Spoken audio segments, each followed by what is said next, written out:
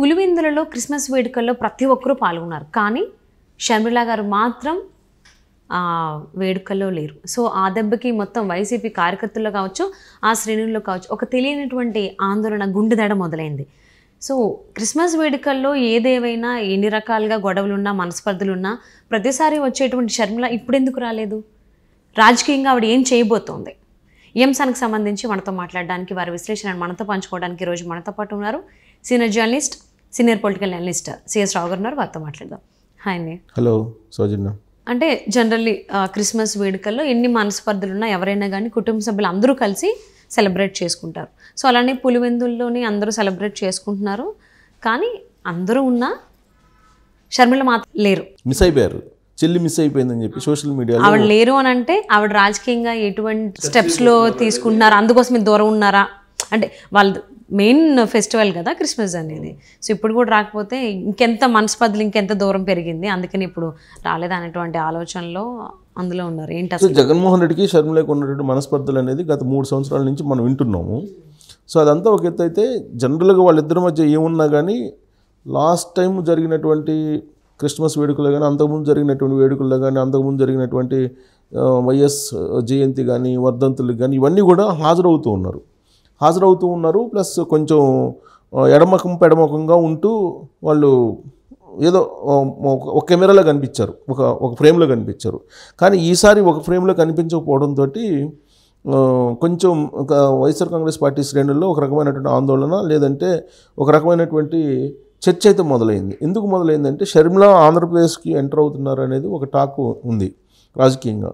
So ఏ party తరఫు నుంచి అంటే కాంగ్రెస్ పార్టీ తరఫు నుంచి ఎంటర్ అయ్యేటువంటి అవకాశం ఉంది అని చెప్పి వినిపిస్తుంది.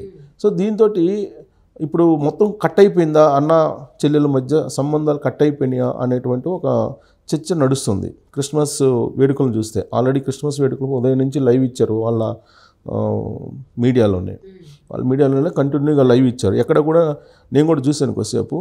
సో షర్మిల కనిపించలేదు ఆ ఫ్రేమ్లో, ఎక్కడ కనిపించలేదు. సో అలాగే ఈ షర్మిల రాకపోవడం అనేది పెద్ద హాట్ టాపిక్గా మారింది. క్రిస్మస్ వేడుకల్లో పెద్ద హాట్ టాపిక్గా షర్మిల అది మారింది. అంటే షర్మిల రాలేదా, రాలేకపోయిందా, రానివ్వలేదా? సో అక్కడ విజయం కనిపించారు కాబట్టి వాళ్ళిద్దరి మధ్య గ్యాప్ ఉండి ఉంటుంది, అందుకే రాలేదేమో అనిపిస్తుంది. ఎందుకంటే విజయం ఇద్దరికి తల్లే కదా, తల్లి అయితే కనిపించారు, చెల్లి మాత్రం కనిపించట్లేదు అనేది ఇప్పుడు సోషల్ మీడియాలో నడుస్తున్నటువంటి ట్రోలింగ్స్. సో వాస్తవంగా నేను షర్మిల కోసం ఉంటాను, షర్మిలకి న్యాయం జరిగిద్ది అనుకుంటున్నాను, న్యాయం చేయాలని చెప్పి ఆమె ఏదో అప్పుడప్పుడు మాట్లాడుతూ ఉన్నారు విజయం గారు. సో ఇప్పుడు మరి కుమారుడి పక్షాన చేరారా విజయమ్మ? ఇప్పుడు ఆల్రెడీ ఒక మ్యారేజ్ పనుల్లో బిజీగా ఉంది షర్మిల. మ్యారేజ్, వాళ్ళ అబ్బాయికి మ్యారేజ్ సంబంధించి ఏదో పనుల్లో ఉన్నట్టుంది. ఎంత ఉన్నా కానీ, ఎన్ని పనులు ఉన్నప్పటికీ కూడా 1 గంట అటు ఇటుగా ఈ క్రిస్మస్ వేడుకల్లో పాల్గొనేవాళ్ళు. అటు అన్నా చెల్లెలు ఇద్దరు కూడా ఒక ఫ్రేమ్లో అయితే కనిపించేవాళ్ళు. బట్ ఈసారి ఒక ఫ్రేమ్లో కనిపించకపోవడం అనేది కొంచెం హాట్ టాపిక్గా మారింది. శ్రీరెడ్డి కూడా ఒక ట్వీట్ చేయడం జరిగింది. శ్రీరెడ్డి అంటే తెలుసు కదా, జగన్మోహన్ రెడ్డికి నా ఆరాధ్య జయం అని చెప్తూ ఉంటుంది. సో శ్రీరెడ్డి కూడా ఒక ట్వీట్ చేసింది. అది సోషల్ అంటే ఇప్పుడు తెలుగుదేశం పార్టీ దాంట్లో బాగా ట్రోల్ అవుతుంది. అది ఏంటంటే ఆస్తి కన్నా కూడా ఆస్తే ముఖ్యం నీకు, ఆంధ్రప్రదేశ్ భవిష్యత్తు కన్నా కానీ, అంటే జగన్మోహన్ రెడ్డికి షర్మిలకి చెడిందని చెప్పి ఆమె ట్వీట్ ద్వారానే అర్థమవుతుంది. సో ఆమె ట్వీట్ ఏం చేశారు, సో నేను సైతాన్లాగా పట్టి పీడిస్తాయి అని ఏదో ఒక రకంగా చేయడం జరిగింది. ఇప్పుడే నాకు ట్వీట్ కూడా రావడం జరిగింది. అంటే తెలుగుదేశం పార్టీ వాళ్ళు, అంటే శ్రీరెడ్డి చేసినటువంటి ట్వీట్ని తెలుగుదేశం వాళ్ళు ట్రోల్ చేస్తున్నారంటే, అంటే శ్రీరెడ్డికి కూడా తెలుసు అనమాట వాళ్ళిద్దరి మధ్య ఏదో జరిగింది, గ్యాప్ వచ్చింది అని. సో కాబట్టి ఇప్పుడు అందరూ ట్రోల్ చేస్తున్నటువంటి పరిస్థితి కనిపిస్తుంది. సో శ్రీరెడ్డి కూడా ఆమోద ముద్ర వేశారు ఆ ట్వీట్ ద్వారా. మరి శ్రీరెడ్డి చేసిన ట్వీటా లేకపోతే అది శ్రీరెడ్డి రూపంలో వచ్చిన ట్వీటో మనకు తెలియదు. కానీ అంటే ఆవిడ చాలా రోజుల నుంచి కూడా వైసీపీ పార్టీకే వర్క్ చేస్తూ దానికి వైసీపీ పార్టీకి అనుకూలంగా చాలా మాటలు, చాలా వీడియోస్ కూడా చేయడం జరిగింది కదా. అవును, శ్రీరెడ్డి చేయడం జరిగింది. ప్లస్ ఫస్ట్ నుంచి కూడా తెలుగుదేశం పార్టీకి వ్యతిరేకంగా, వైఎస్ఆర్ కాంగ్రెస్ పార్టీకి అనుకూలంగా వ్యవహరిస్తూ ఉంటారు. సో ఆవిడ షర్మిలాని కొంచెం ఆస్తి కోసం నువ్వు అన్నను కూడా వదిలిపెట్టుకోవడానికి సిద్ధపడ్డావు, క్రీస్తు నిన్ను క్షమించడు అనే యాంగిల్లో ఆమె పెట్టడం జరిగింది ట్వీట్. అంటే ఇదంతా ఎందుకంటే ఇప్పుడు షర్మిల రాజకీయ ప్రవేశం అనేది కన్ఫర్మ్ అయిపోతుంది దాదాపుగా.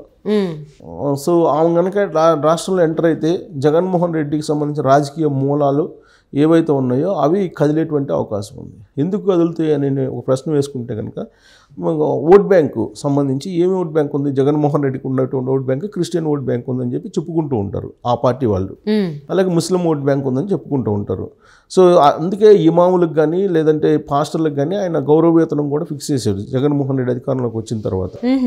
సో దాని మీద హిందూ సమాజం వ్యతిరేకంగా కూడా అప్పుడు మాట్లాడటం జరిగింది. దాని మీద బయటకు వచ్చి చాలామంది కూడా మాట్లాడారు. అయినప్పటికీ కూడా జగన్మోహన్ రెడ్డి అవి కంటిన్యూ చేస్తూ ఈ మధ్యకాలంలో చర్చిల్ని, ప్రతి గ్రామంలో చర్చిల్ని నిర్మించడానికి ప్రభుత్వం వైపు నుంచి దాదాపు 1000 కోట్ల రూపాయలు ఫండింగ్ కూడా రిలీజ్ చేశారు. పంచాయతీరాజ్ శాఖ, ఆ శాఖ మంత్రిగా ఉన్నటువంటి పెద్దిరెడ్డి రామచంద్రారెడ్డి ఉన్నారు.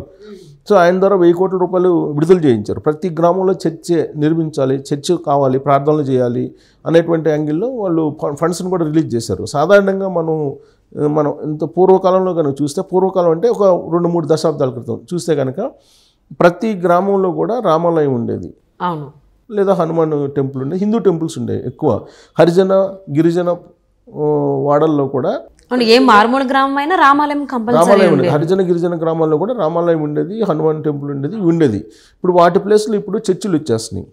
చర్చిలు రావడానికి కారణం ఏంటంటే క్రిస్టియన్ మతం తీసుకునే వాళ్ళ సంఖ్య కూడా ఎక్కువైపోయింది.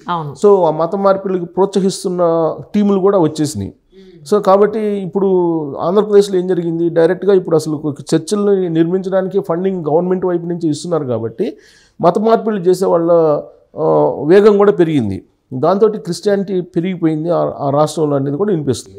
సో అందుకే ఓట్ బ్యాంక్ లాస్ట్ 2019లో జరిగినటువంటి ఎన్నికల్లో ఓట్ బ్యాంక్ ఏదైనా ఉందంటే క్రిస్టియన్ ఓట్ బ్యాంక్ సాలిడ్గా జగన్మోహన్ రెడ్డికి వేసింది. దానికి కారణం ఏంటంటే బ్రదర్ అనిల్, ఆయన బావమర్ది.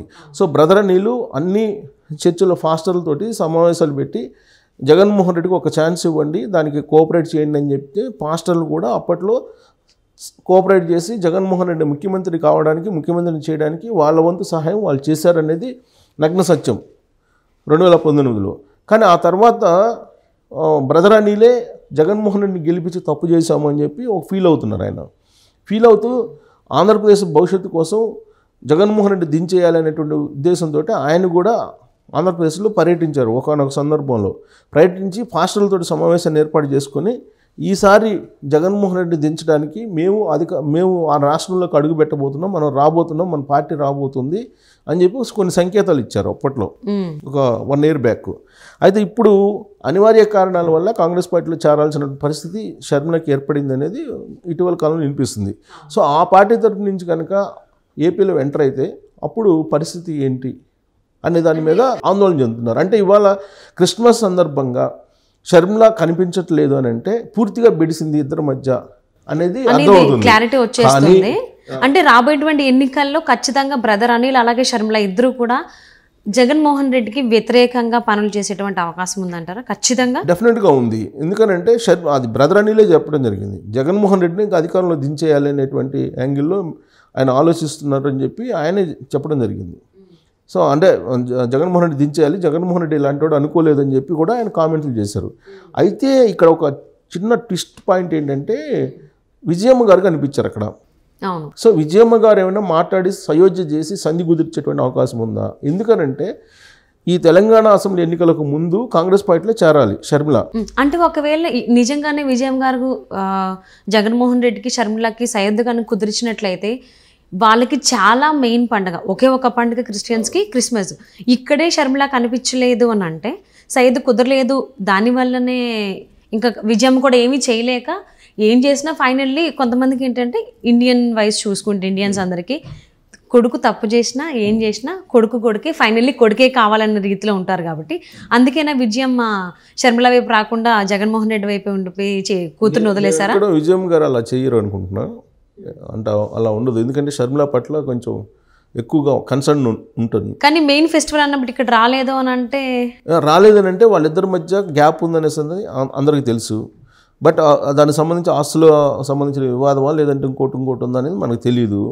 కాకపోతే ఏంటంటే విజయం గారు అక్కడ కనిపించారు కాబట్టి విజయమ్మ యాక్చువల్గా 3 రోజుల పాటు పర్యటనకి జగన్మోహన్ రెడ్డి వెళ్ళారు. ప్రతిసారి అంతే 3 రోజులు క్రిస్మస్ సందర్భంగా వెళ్తారు, కడపకి వెళ్తారు, తర్వాత పులివెందుల చర్చిలో ప్రార్థనలు చేస్తారు, కేకులు కట్ చేస్తారు, ఆడ మొత్తం ఒకరికొకరు విషెస్ చెప్పుకొని శుభాకాంక్షలు చెప్పుకోవడంతో ముగిస్తారు ప్రోగ్రామ్. సో అలానే జగన్మోహన్ రెడ్డి వెళ్ళారు.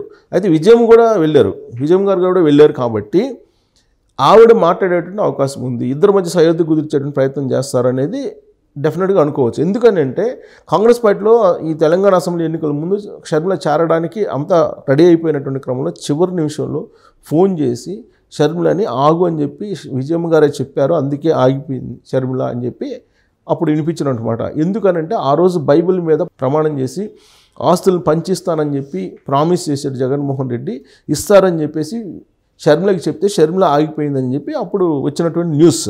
సో దాన్ని బేస్ చేసుకుంటే కనుక ఇప్పుడు అదే పంచాయతీ పులివెందుల్లో చేసేటువంటి అవకాశం ఉంది.